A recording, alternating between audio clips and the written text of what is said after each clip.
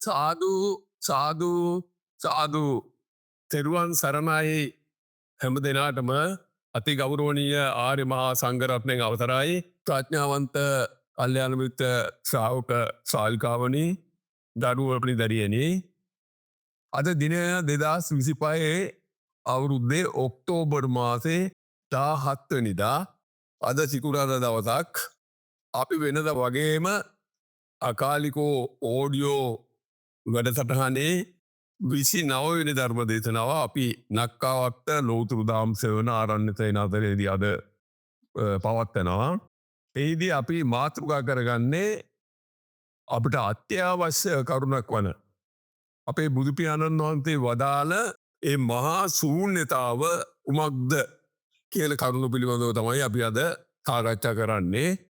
ඒකට හේතුව තමයි මේ අපේ බුදු පියාණන් වහන්සේ දේශනා කළේ අමා මහ නිවන සාක්ෂාත් කරන ආකාරය. එතකොට අමා මහ නිවන කියලා කියන්නේ මේ මම කියන ස්වභාවය ඇතුළු මේ සමස්තයේම දිවී යාම තමයි නිවන කියලා කියන්නේ. එතකොට සමස්තයේම නිවී යාම නිවන හැටියට හඳුන්වන බුදු පියාණන් වහන්සේ ඒ ස්වභාවය මහා ශූන්‍යතාව හැටියට නම් කළා. එතකොට උන්වහන්සේ මේක පැහැදිලි කරලා මේක අත්දැක්ක ගාය බෝධමූලයේදී මේ දවසර 2600කට පමණ පෙර එයා අත්දැකලා ඒ වකවානුවේ ඒ යුගයේ ළඟම හිටියේ හිටපු අපේ ආනන්ද හාමුදුරනේ කියනවා ආනන්ද මම මේ නිවන අවබෝධ කරා මේ මනසේ නිරෝධය ප්‍රත්‍යක්ෂව දැක අවබෝධ කිරීම තුලින් මම නිවන අවබෝධ කළා මනසේ නිරෝධය ප්‍රත්‍යක්ෂව දැක අවබෝධ කර කිරීම තුලින් ඔන්න ඔය තරුණ අපිට ඉතා වැදගත් වෙනවා. මොකද මේ මනසේ නිරෝධය කියලා කියන්නේ මේ මනස ශූන්‍ය වීම.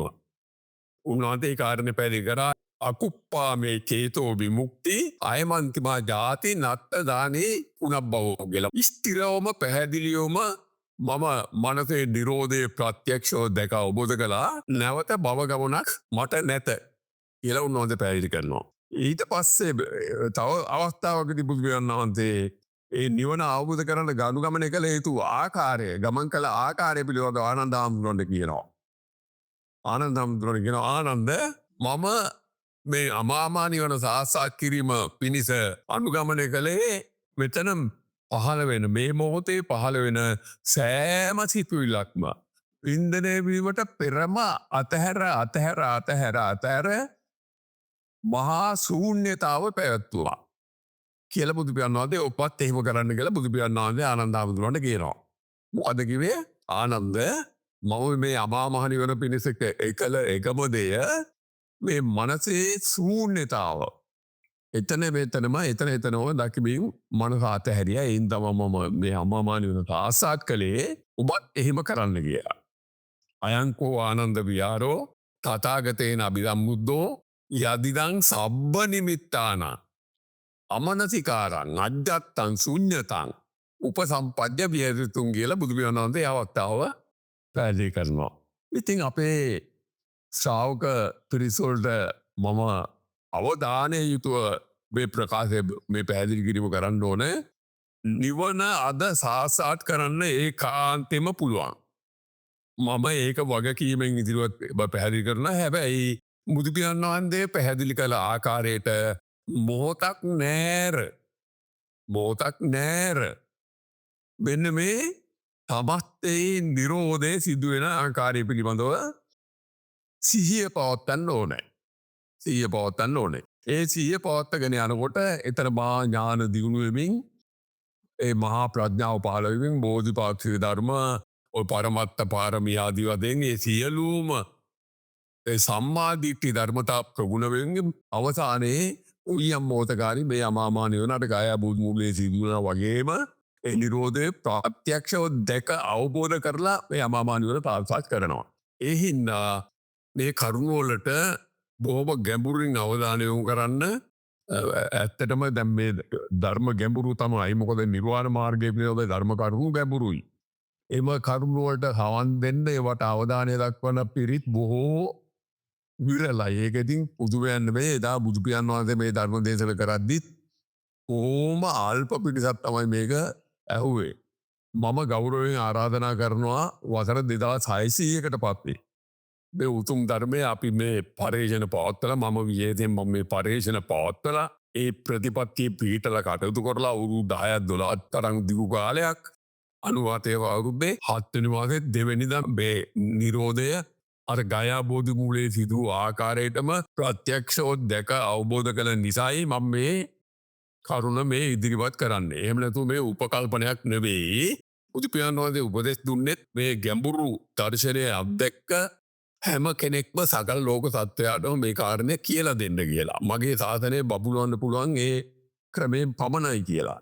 ඊළඟ කාරණය තමයි මේ මම පැහැදිලි කරන්න ඕනේ මේ සමහර හිතා ඉන්නවා මේ නිවන අවබෝධ කරන්න මේ සිවුරක් තරාගෙනම ඉන්න ඕන කියලා. බුදු පියාණන් වහන්සේ එහෙම එකක් කියන්නේ භික්ෂු භික්ෂුණී උපාසක උපාසිකා කියන සිව්වනක් පිරිසටම තම තමන්ගේ ගෙවල් දොරවල් වල වැඩ කටයුතු කරගෙන යමින්ම මේ නිවන අවබෝධ කරන්න පුළුවන් බව ඔය ලෝහිච්ච සූත්‍රයේ මහාලි සූත්‍රයේ වගේ සූත්‍ර වලින් පැහැදිලි කරලා දීලා තියෙනවා. ඒ නිසා මේවට පසුබට වෙන්න එපා. මේක පුළුවන් තරම් වීර්ය වඩලා මේ නිරෝධය මෙතන සිදුවෙන නිරෝධය ප්‍රගුණ කර ගැනීමට උනන්දු වෙන්න.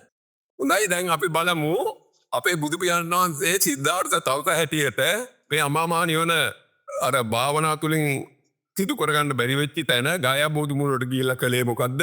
මනසේ පහළ වෙන මේ මොහොතේ මනසේ පහළ වෙන සියලුම අරමුණු වින්දනය වීමට පෙරම අතහැර ආර්ය පරිශ්‍රණය කරගෙන ගියා. ඒකට උන්වහන්සේ නම් කරේ ආර්ය පරිශ්‍රණය කියලා. යන්නේ මනස ඒ විදිහට අතහැර ආර්ය පරිශ්‍රණය කරගෙන යද්දී උන්වහන්සේව බලාපොරොත්තු නොවෙච්ච එක ක්ෂණයකදී සමස්තයම නිරුද්ධ වෙලා මේ නිවන පහළ වුණා. ඒ සමස්තයම නිරුද්ධ වෙච්ච ස්වභාවය බුදු පියාණන් වහන්සේ අන්න ධම්මචක්කපවත්තන සූත්‍රයේදී ඉස්සෙල්ලාම කරපු දේශනේ පස්වගතාවතු මල්ලට කියනවා. යාළුවනේ මම මේ මනස අතහැර එතනම එනේ අරමුණු සියල්ල අතහැර මනස අතාරිනවා කියලා කියන්නේ එනේ අරමුණු අතහරිනවා. වර්ණ රූප ආරම්මන, ශබ්ද රූප ආරම්මන, ගන්ධ රූප ආරම්මන, රස රූප ආරම්මන, පොට්ටබ්බ රූප ආරම්මන, මනෝ රූප ආරම්මන. ඒවා වින්දනය වෙන්න පෙරම ඒවා එතනම නිරෝධයි කියන සිය පවත්වමින් අතහැරීම තමයි මනස අතාරිනවා කියලා කියන්නේ. අන්න එහෙම කරගෙන යද්දී ඉතින් බුදු පියාණන් වහන්සේ කියනවා යාළුවන්ට පසවතම තුමන්ලට යාළුවනේ මම එහෙම කරගෙන යද්දී මම බලාපොරොත්තු නොවෙච්ච මොහොතකදී මේ සමස්තයම නිරුද්ධලා ගියා. මොනවද නිරුද්ධ වුණේ? අවිද්‍යාව නිරෝධ වුණා. සියලු සංකාර නිරෝධ වුණා. කියන්නේ විඥානය නිරෝධ වුණා. නාම රූප, සිත ගැයතුළු චිත්ත රූප නිරෝධ වුණා. සලආයතන නිරෝධ වුණා. ඒ සලආයතන නිරෝධ සිද්ධාර්ථ කියලා හිටපු සලආයතන නිරෝධ වුණා. මම මේ දෙසරයක්ම කියන්නේ තැන් ටිකක් හොඳට අවධානයෙන් යොමු කරන්න තැන් වලට ඒ සලආයතන නිරෝධ වූ තැන ස්පර්ශය වින්දනයේ තණ්හාව උපාදානය සිදු වෙන්න කෙනෙක් නැහැ. ඒ නිසා එතන ඒ සමස්තයම නිරෝධ වෙමින් භවය අවසන් වුණා කියලා බුදු පියාණන් වහන්සේ අන්න එතන ඒ භවය අවසන් වුණ තැන තමයි ඒ ජාත්‍යරා වියාදමන සියල්ල ශූන්‍ය වෙමින් නිවන පහළ වුණා කියලා පැහැදිලි ගන්න එතන. එතකොට අන්න ඒ කාරණේ තමයි බුදු පියාණන් වහන්සේ ඔය ධම්මචක්කපවත්තන සූත්‍රයෙන් දේශනා කරපු ඒ සූත්‍රම තමයි ඊළඟට පුරා වසර 45 තිස්සේ දේශනා කරේ. දැන් ආනන්ද හාමුදුරුවෝ ශූන්‍යතාව පිළිබඳව පැහැදිලි කරනවා. ආනන්ද මේ සියල්ල ශූන්‍යයි. මොනවද මේ සියල්ල? ඇත්තේම නැති, ඇතයි යන ලක්ෂණ කිසිවක් නැති. ඇස ශූන්‍යයි. වර්ණ රූපේ ශූන්‍යයි.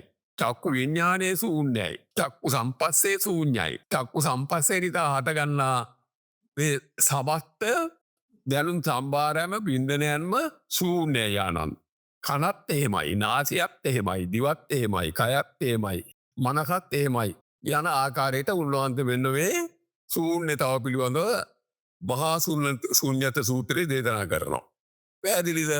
එතකොට භික්ෂුන්ට සමහර අවස්ථාවල පැහැදිලි කරනවා භික්ෂුන් මේ සියල්ල නිරෝධ ධම්ම.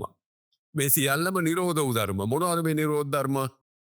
ඇස නිරෝධ වූ ධර්මයක්. ඇසට ගැටළු වර්ණ රූපේ නිරෝධ වූ ධර්මයක්. චක්කු විඥානයේ නිරෝධ වූ ධර්මයක්. චක්කු සම්පස්සේ නිරෝධ වූ ධර්මයක්. චක්කු සම්පස්සේ නිසා හටගන්නා සුඛ දුක්ඛ දුක්ඛම සුඛ වින්දනය භික්ෂූණින් නිරෝධ ධර්මයක්. කනේ ස්වභාවයත් එහෙමයි, නාසයේ ස්වභාවයත් එහෙමයි, දිවේ ස්වභාවයත් එහෙමයි, කයේ ස්වභාවයත් එහෙමයි, මනසේ ස්වභාවයත් භික්ෂූණී සමත්තේම හැම මොහොතක් පාසාම නිරෝධ වෙනවා, ශූන්‍ය වෙනවා. එය ප්‍රඥාවෙන් දැක අවබෝධ කරලා මේ නිවන සාක්ෂාත් කරගන්න උත්සාහ කරන්න කියලා උපදෙස් දෙනවා. දැන් මේ නිරෝධ වෙන්නේ කොහොමද කියලා අපි බලමු. දැන් පොඩ්ඩක් අවස්ථාවේ හැටියට. දැන් ඔන්න සිතුවිලි පහළ වෙනවා. සිතුවිලි පහළ වෙන්නම අතීතේ පාලති සිතුවිලි ඒවා ඔක්කොම දෙන්න අවසන් වුණා. දැන් සිතුවිලි පහළ වෙන්නේ දැන් අපි මෙතන සිත පවතින, කය පවතින, මනස ක්‍රියාත්මක කරන මේ මොහොතේ. හැබැයි ඒ කාර්යන නම් ඉතා හොඳට තේරුම් ගන්න ඕන මේ ධර්ම සාකච්ඡාවලදී. සිත ක්‍රියාත්මක වෙන්නේ වර්තමාන මේ මොහොත කියන තැන විතරයි. ඒක ඉතා හොඳින් සිහියට නගා ගන්න. සිත ක්‍රියාත්මක වෙනවා. සිත ක්‍රියාත්මක වෙන්නේ වර්තමාන මේ මොහොත කියන තැන විතරයි. වෙන කිසි තැනක සිත ක්‍රියාත්මක වෙන්නේ නැහැ. අතීතේ පිළිබඳ වෙන්න පුළුවන්, අනාගතේ පිළිබඳ වෙන්න පුළුවන්. සිතුවිලි පහළ වෙනවා මේ මොහොතේ. මේ මොහොතේ සිතුවිලි පහළ වීමේදී ඒක ඉබේම සිතුවිලි ගලාගෙන ඒමක් තමයි එන්නේ. ඒක හොඳට පරීක්ෂණ කරලා බලන්න. ඉබේම සිතුවිලි ගලාගෙන ඒමක් එනවා. ඒ ඉබේම සිතුවිලි ගලාගෙන ඒම වෙන්නේ හැබැයි මෙහෙම එකක් වෙනවා. සිතුවිලි දෙකක් එකවර එන්නේ නැහැ. වරකට එක සිතුවිල්ලක් එනවා. ඒ සිතුවිල්ල එනවත් එක්කම විඤ්ඥානය හට ගන්නවා. ඒ සිතුලට අදාළ විඤ්ඥානය හට ගන්නවා. අන්න එතන මේ සියල්ල නිර්මාණය වෙන ගොඩනගෙන සමූදය වෙනවා. ඒ සිතුල්ල එම සමූදය තුළම නිරෝධ වෙනකොට අන්න ඒ සිතුල්ලට අදාළ විඤ්ඥානය එතනම නිරෝධ වෙනවා. මේ අවස්ථ හැටියට ම මේ ඉටිකක් කෙටිය පැදිලි කරන්නේ ඒ සිතිල්ල නිරෝධයනකොට ඒ සිතුලට අදාළ විඤ්ඥානය එක ක්ෂණයකට මේ මොහොතේ නිරෝධ වෙනවා. ඔන්න ඔය කරුණු දෙකනං හොන්තට තේරුම් ගන්න මේවා ඉස්තිරෝම ඒ කාන්තෙන්ම සිද්ධ වෙනවා මේ විදිහට. මේවායිතින් ඔය බොකෝ ධර්ම දේශනවල මේවා සාකච්ඡා වෙන්න මොකද මේක අත්දකින් නැතුව කෙනෙකුක කියන්න බෑ. මං උදාහරණ ගන්නන් දැම අපි බලමෝන මෙතන ඔන්න සිතුල්ලක් එනවා මේසය කියල සිතුවලක් එනවා කියන්නකො. දැ මේ මොහොතේ මේසය කියන සිතුල්ල එනකොට ඊට අදාළ විඤ්ඥානය මෙතන හටගන්නවානේ. මේ චෙකෙන සිතුල එනොත් එක විඤ්ඥානයක හටගන්නවා. ඒ විඤ්ඥානය හටගන්න කොට ඉතින් ඒ විඤ්ඥානය තුළ ඒ දනු සම්භාරයම ඒ තුළ තියෙනවනඉතින් ඇස කණ නාසය දිව කය මනසාදි වසයෙන් මේ මමගෙන දැනු සම්භාරයම ඒ විඤ්ඥානය තුළ තියෙනවා. නමුත් ඔබ දන්න ඇති කාරණය තමයි මේ පෘතජන පිරිස් දන්න ඇති කාරණය තමයි මේකෙන සංකාරය අකුරු කියද මේ යන්න සයන්න යයන්න අකුරු තුනයි. බලන්න එකට වෙච්චිදේ මේ යන්න ආවා. මේ යන්න ඇවිල්ලන් මේ යන්න නිරුද්ධ වෙලා නේද සයන්නන්නේ. සයන්න නිරුද්ධ වෙලා නේද යයන්න එන්නේ. එතොට මේ යන්න තනියම එතනම නිරුද්ධ වුණා. සයන්නකුර එතනම නිරුද්ධ වනා යයන්නකුර එතනම නිරුද්ධුණා. එතකොට මේසේකෙන සංකාරයේ සමූදය තුළම නිරුද්ධ වුණා. එතකොට මේසේකෙන සංකාරයේ සමූදය වනකොට විඤ්ඥානය එතන සමූදය වුණා. බේසිකර සංකාරයට අදාළ විඤ්ඥානය සමූදය වුණා. බේසේකර සංකාරයේම සමුදය තුළ නිරෝධ වෙනකොට බේසිකර සංකාරයට අදාළ විඤ්ඥානය එක ෂණයකට මෙතන නිරෝධ වෙනවා. මේ සමත්ත බෞද්ධයෝ දන්න නැත්තේ ඕක. ඒක දන්න තින තමා මේ අපේ දේශන ශ්‍රවණය කරන්නෙත් නෑ මේ ඒගොල්ලන්ට තේරෙන්නේ. මේක උනන්ගේ ශ්‍රවණය කරලා මේක තේරුම් ගන්න උත්සා කරන්න මේ අවුරු 2600කට පස්සේ මේ තථාගත සම්මා සම්බුද්ධ ශාසනය මේ උඩුකුරු කරන වෙලාව මේ. මේක මං ඉදිරියට කරන්න මේ අත්දැකීම තුලින් මේවා තේරුම් ගන්න. තථාගත සම්මා සම්බුද්ධ ශාසනයේ මේ ධර්මයෙන් ප්‍රයෝජනයක් ගන්න මේ සසර දුකෙන් එතර වෙන්න නම් මේ මං අත්දැක්ක මේ කරුණ ඔබට මම මේ කියලා දෙන්නේ. මේ කාරණය හොඳට අධ්‍යයනය කරගන්න. එතකොට මේසේකෙන සංකාරයේ සමූදේනකොට ඉස්සරවීමක් පහුබන්න නැතුව ඊට අදාළ විඥානය මෙතන හට ගන්නවා. මේසේකෙන සංකාරයේම සමූදේ කරම නිරෝධ වෙනකොට ඒ හටගත්ත විඥානය එක් ක්ෂණයකට මෙතන අනිවාර්යෙන් නිරෝධ වෙනවා. පැහැදිලිද? මේසය කියන සංකාරය බලන්න අවිද්‍යාව පත්‍ය මේසිකේන සංඛාරා මේසිකේන සංඛාර පත්‍ය විඥානං විඥාන පත්‍ය නාම රූපං නාම රූප පත්‍ය සලආයතනං සලආයතන පත්‍ය පස්සෝ පස්ස පත්‍ය වේදනා වේදනා පත්‍ය තණ්හා තණ්හා පත්‍ය උපාදානං උපාදාන පත්‍ය භව අන්න භව වෙන හැටි ඒ පාළියේ බුදුහාමුදුරුවෝ කියන්නේ මේසිකේන සංඛාරයේ සමුදේනෝට විඥානය අටගත් නිසා එතන භව වෙනවා සියල්ල. ඒකයි පාලියෙන් කියන්නේ ඉතින් අර කියලා දීච්චේ මං කියන්න ඕනේ. ඊළඟට මොකද වෙන්නේ මේ සීකන සංකාරය එම සමුදය තුල නිරෝධ වෙනකොට එක ශරයකට මේ සීකන සංකාරයට අදාළ විඥානයේ නිරෝධ වෙනකොට අර භව වූ සියල්ල එතනම වය වෙනවා. එම ෂණය තුලම භව වූ ෂණය තුලම වය වෙනවා. භව වූ ෂණය තුලම වය වෙනවා. ශූන්‍ය වේ කියන්නේ ශූන්‍ය වෙනවා. භවය කියලා කියන්නේ යන්නේ එතන. එතකොට දැන් මෙන්න මේ විදිහට හැම සංකාරයක්ම සමුදය වෙද්දී අමත්තේ සමුදය වෙනවා. එම සංකාරයේ එම සමුදය තුළ නිරෝධ වෙද්දී එතනම එම ෂණය තුලම ඒ සමුදය වූ සමත්තේ එතනම නිරෝධ වෙනවා. එතන තමයි බුදු පියාණන් වහන්සේ ධම්මචක්කපවත්තන සූත්‍රයෙන් කිව්වේ. හැම ධර්මයක්ම බිඳුවගේ සමුදය තුලම නිරෝධ වෙනවා. කොණ්ණඤ්ඤ නිවන් දැක්කේ කොහොමද? හැම ධර්මයක්ම සමුදය තුලම නිරෝධ වෙන බව දකිමින් ගිය කොණ්ණඤ්ඤයා. ජරා මරණ නැති, කෙලෙස් මල නැති ධම්මචක්කේ බවට පත්විය කියලා උන්වහන්සේ ප්‍රකාශ කරනවා. කොණ්ණඤ්ඤස්ස විරජං වීතමලං ධම්මචක්කුං උදපාදි යංකින්චි සමුදය ධම්මං සබ්බන්තං නිරෝධ ධම්මං කියලා උන්වහන්සේ ඒ කාරණේ පැහැදිලි කරනවා. එතකොට උන්වහන්සේ අපිටත් උපදෙස් දුන්නේ මෙන්න මේ ඔබලාගේ ගෙදර දොරේ ජීවිත ගත කරද්දී මොහොතක් නෑර මෙතන මෙන්න මේ සිදුවන මේ සමුද නිරෝධ ක්‍රියාවලිය පිළිබඳ යෝනිසෝ මනසිකාරය පවටන්න. එතකොට සමූද කියන එක තමයි අපිට මේ අවිද්‍යාව සක්කාය දිට්ඨිය කියන්නේ සමූද කියනකොට. ඒක ඒවා තමයි අපිට මේ ඉන්ද්‍රිය ගෝචර වල ප්‍රේන්නේ මේ ඉන්ද්‍රිය හයක් තියෙන්නේ ආයත අරමුණු වෙන්නේ ඒ සමූද වෙන සක්කාය දිට්ඨිය. මේක ඉතින් මේ බොහෝ පිරිස අපේ සාසනය තුළ ඉන්න අය දන්නේ නැහැ. මේ සමූදය හැටියට මේ පේන්නේ දැනෙන්නේ ඉන්ද්‍රිය ගෝචර වෙන්නේ සක්කාය දිට්ඨිය. එතකොට ඒක එතරම් නිරෝධ වෙනවා. අන්න ඒක ඉන්ද්‍රිය ගෝචර නෑ. අන්න ඒක තමයි සම්මා දිට්ඨිය කියලා කියන්නේ. උන්වහන්සේ පැහැදිලි කරේ ඒකයි බික්ෂුනි මොකද්ද මේ සම්මා දිට්ඨිය කියලා කියන්නේ. සම්මා දිට්ඨිය කියන්නේ දුක සමුද වෙනවා දුක නිරෝධ වෙනවා. අන්න ඒක ප්‍රඥාවෙන් දැකපල්ලා. ඒ නිරෝධය ප්‍රඥාවෙන් දැකපල්ලා කියලා බුදු පියාණන් වහන්සේ උපදෙස් දෙනවා. කතමා ජාවුසෝ සම්මා දිට්ඨි. දුක්ඛේ ඥානං දුක්ඛ සමුදය ඥානං දුක්ඛ නිරෝධේ ඥානං දුක්ඛ නිරෝධ ගාමිනී පටිපදාය ඥානං. ඉතින් ආද බුද්ධ ශාසනයේ කිසි කෙනෙක් මේව කරන්නේ නැහැ. පැහැදිලිද? උන්වහන්සේ දේශනා කරේම යෝ පටිච්ච සමුප්පාදය කියන්නේ යමෙක් පටිච්චසමුප්පාදය දකිනවා නම් යමෙක් චතුරාර්ය සත්‍ය දකිනවා නම් එයා ධර්මයේ දකිනවා. ඒ ධර්මයේ දකිනා නිවන් දකින්නවා කියලා. පැහැදිලිද? ඒ ධර්මයේ දකින්නවා කියලා කියන්නේ මේ ශූන්‍ය වීම මොහොතක් පාසා සිද්ධ වෙන මේ ශූන්‍ය වීම ප්‍රඥාවෙන් දැකීම. මම බොහොම වුවමනාවෙන් ඒ වගේම බොහොම ගෞරවයෙන් ඉල්ලා හිටිනවා අපේ ගෞරවනීය මහා සංඝරත්නයත් මම ආරාධනා කරනවා මෙන්න මේ ෂණය තුල සිද්ධ වෙන මේ අකාලික සංසිද්ධිය එක ෂණයකවත් තාලයට අවුල වෙන මේ අකාලික සංසිද්ධිය පිළිබඳව මම ධර්ම දේශනා රාශියක් කරලා තියෙනවා. ඔය මුතුරද කියලා ඔන්න YouTube එකට ගියාම channel එකක් තියෙනවා. වෙන් නක්කාවත්ත කියලා තව channel එකක් තියෙනවා. සදහම් නදී කියලා තව channel එකක් තියෙනවා. ඉල්ලා බලන්න පැහැදිලිද? අකාලිකෝ ඕඩියෝ කියලා මේ වැඩතරන්න අපි කරගෙන යනවා. මේ හැම එකකින්ම අපි උත්සාහ කරන්නේ මෙන්න මේ ශූන්‍යතාව පිළිබඳ සිහිය පවත්වන්න අපේ පිරිස උනන්දු කරන්න. මම වගකීමෙන් කියනවා මේ ශූන්‍යතාව පිළිබඳව මේ සිහිය පැවැත්වීම අපේ පිරිස් කරගෙන යනවා නම් ඒකාන්තයි සත්‍යයි මේ ජීවිත කාලය තුළ මේ නිවන ආසා කරනවා. මෙවට උනන්දු වෙන්න.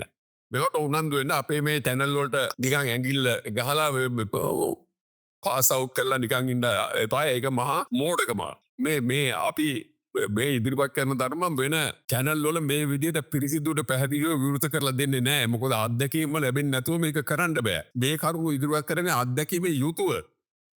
සියද ගැටලුවක් අපෙන් අහන්න සාකච්ඡා කරන්න බෑ. ඒවට දැම්මාම අපිට යනුව කටයුතු කරගෙන කොමෙන්ට් දාන්න දැම්මාම අපිට යනුව කටයුතු කරගෙන යන්න පුළුවන්. හොඳයි එහෙමනම් අද අපි අකාලිකෝ ඕඩියෝ 29 වෙනි දේශනය අපි කරේ.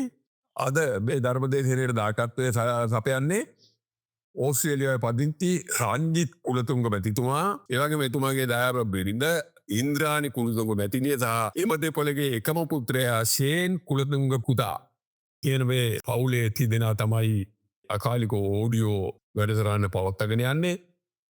එතුමන්ලා මෙච්චර විතරක් නෙමෙයි විශාල කැපවීමක් අපේ මේ දහම් ප්‍රචාර කටයුතු සඳහා කරගෙන යනවා. එතුමන්ලාට නිදුක් නිරෝගී සුවපත් වේවා කියලා ප්‍රාර්ථනා කරමින් අපගේ ගෞරෝණී මහා සංගරත්නය ඇතුළු සාාවක අපේ කල්්‍යාන මිත්‍ර සරාවක ශ්‍රාවිකවන්ට අපේ දුවලපුතාලට මම විශේෂ ආරාධනාව කරනවා මේ කරුණු උද්දට තේරුම් අරගෙන.